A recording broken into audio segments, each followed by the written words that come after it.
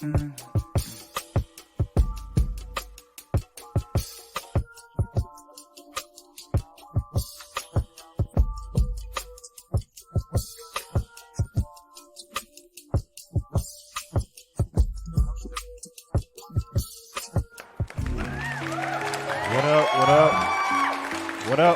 up? Welcome to another quick video here on Dope Content, ladies and gentlemen. Brought to you by dopecontent.com, ladies and gentlemen. As you see, we got Charlie Puth on the screen yet again. I made a video last week after my interview giving you my experience of interviewing Charlie Puth, you know, telling you how I didn't even realize we were recording the first 5 minutes and etc. So if you haven't seen that, go watch that. But I just received the actual video, ladies and gentlemen. So I wanted to load it up and I wanted to watch it with you guys. So let's see how it is. Hopefully you enjoy the interview and hopefully I don't look too bad on it. We'll see how, you know, but let's get right into it. Let me take Charlie off the screen and let's get right into the video, ladies and gentlemen. Here, I say we, but I really mean Kevin. Just got done talking to Charlie Puth. Who's Kevin? Well, Kevin was the guy that won DFW's Next Hot Jock. He got to talk to Charlie Puth about all kinds of awesome stuff. You got to check out this video. It's pretty great.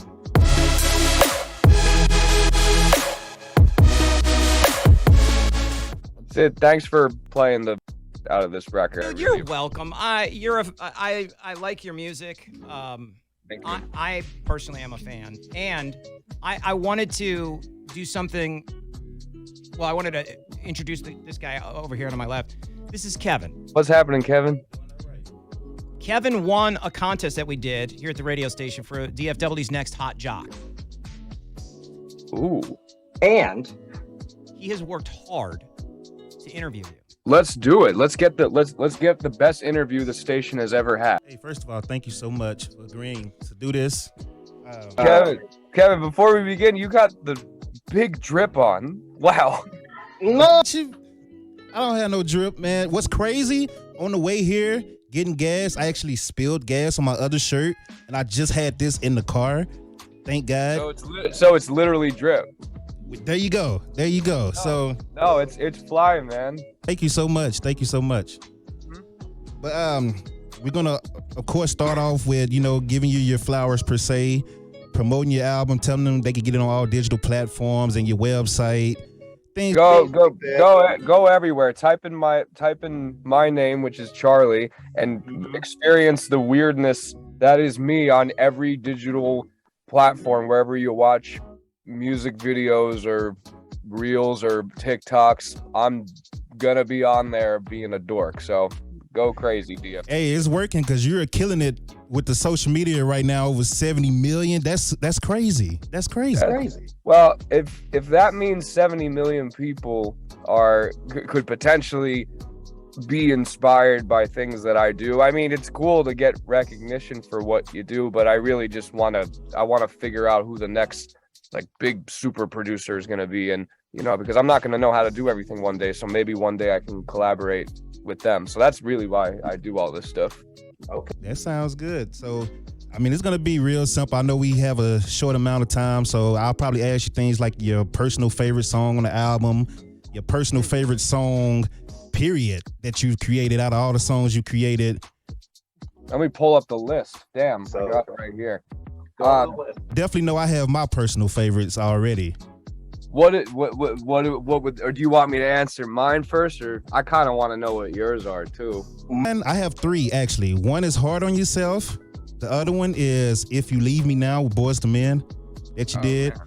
The last one is Boy, I Am a Musician. So the melody in Boy was just crazy. So those are my 3 favorites. I was gonna. What's your instrument? My main instrument is drums. I play keyboard every now and then, but I'm nowhere near the talent on keyboard as you are. So no, drums is my main instrument. So. Well, I can't play drums at all, but I did do the drums on Boy. You know what I was listening to when I came up with the drums on Boy? It was kind of a happy accident, but I was listening to this old record It came out like not old. It came out in '92 by the DOC. It's called "It's Funky Enough," and it was, I don't know if they played that a lot in Dallas, but they it had the same drum pattern where Dre always is just going with the stagnant hi-hats and then with the crash cymbal, and you know how it starts off like blum blum blum. It was complete happy accident that I dragged it over an eighth note too late, and the whole song changed just from that little accident. Yeah, dope, man. Yeah. That is dope. That's what we do down here. That's like a Dallas feel now. Drummers with the hi-hat is always playing the extra, you know, the high notes and things like that. It's just what we do now. So I completely understand that. Yeah, it reminds me kind of like I guess that's more of a Houston thing, but like Fat Pat kind of had those like stagnant hi-hats. Yeah. Like I'm always trying to figure out ways to integrate what I learned from hip hop into all the worlds and likes of hip hop into pop music. Yeah, that's dope. I think the hardest question I have for you is there an artist that have turned you down as far as like collabing together, and how did that make you feel? You know what? It was like they never turned me down. It was just always, I would like to think that it was scheduling conflicts, and it was early on in my career. I remember DMing Calvin Harris, like, man, let's make something. We would be so crazy. We're both, you know, musicians, but he was on tour and such a world traveler that we never, and it was right when I had started doing the same thing. So we never got together. But then, of course, I was like, dude, we're both in the same place. Let's do something. And of course, that's the time when we make the first hour, we make an entire song. So it's like kind of built up 3 years pent up energy. So I guess, did he blow me off? No. Oh man, not Diddy. But Diddy. It worked out well, and I think everyone's gonna hear that song soon. Okay. That's perfect. That is perfect. So, is there any artist that you're looking forward to working with soon that you haven't worked with? Yeah. I think I'll reach for the stars. Beyonce. I love that new record she's got right now. They're playing that everywhere. I'd love to do something avant-garde for Beyonce, maybe something she's not done before, because she is very open-minded when it comes to new music. I have a question about your album. Charlie, first of all, Charlie is dropping October 7th. Yes. All digital media platforms, you can pre-order it right now. You can also go to charlie.com and you can get the album merch set that comes with a physical copy, comes with a t-shirt and a signed art card. So make sure you do that right now. And make sure you go ahead and support my guy, Charlie Puth, man. This guy is greatness here. One thing I noticed you did with this album is you gave fans. Sid, he's part of the team, right? Yeah. Okay, I'm making, because that was the best intro I've had in a real long time. Wow. Okay, continue. Sorry. So I noticed that you gave access to all the fans as far as creating the album. What was the process behind it? What made you do that? You know, it really kind of all started out from the pandemic. Usually I make music while I'm on tour and when I'm around a lot of people. And in 2020, I was around my parents and nobody else. And I lost the one thing that drives me to make music, which is people. And I didn't know if I was ever going to tour again and be around people. So I turned to the virtual version of that, where millions of people would tune in to hear me make a song. So that kind of took its place. And it kind of spawned the idea of, why don't I just involve my fans in the process of how a song is made, because maybe they think it's interesting. I'm super interested in how chefs put together meals. Maybe this is the musical version of that. Well, we have to wrap it up pretty soon. Now, speaking of showing your creativity on social media, your new single, Left and Right, featuring Jungkook from BTS, is absolutely killing it right now. I love the fact that you showed us how you did it in the studio, and it actually pans left and right on the chorus in the car when I'm listening to it. That is very amazing. I appreciate you. Thank you. Sitting down with me. This is a huge honor to be able to talk to you, man. This is one of the best days of my life right now, talking to you right now. What, really? And when do you produce music on your own, or do you just play in a band? I mostly play in a band, but every now and then I do get in my studio at home when I'm not being lazy and produce a few tracks. So, man, I'll say the best asset an artist or a producer or musician can have is being able to not rely on a producer or a songwriter's schedule, just being self-sufficient enough where they can have a cup of coffee. Maybe I'll wake up at 8 a.m. and just make a beat and then come back to it at 4 p.m. You don't have to wait on anyone showing up. Of course, it's great to collaborate with people, but if you can learn the tips and tricks of just being self-sufficient musically, that's your greatest asset, and that's really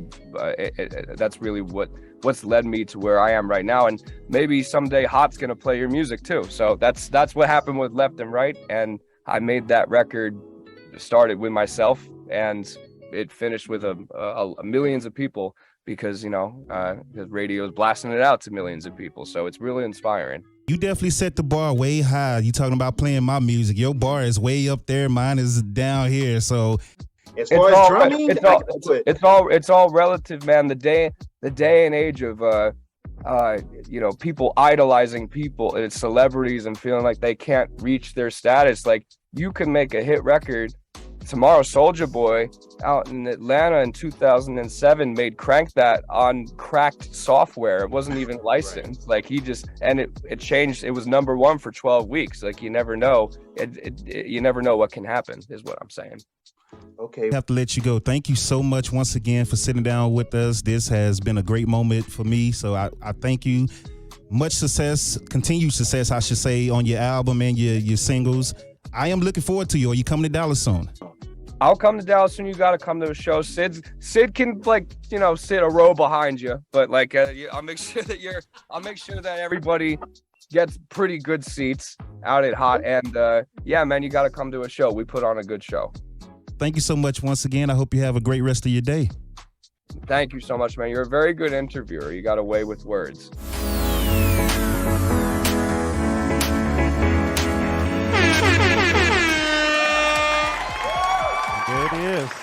There it is, ladies and gentlemen, my interview with Charlie Puth.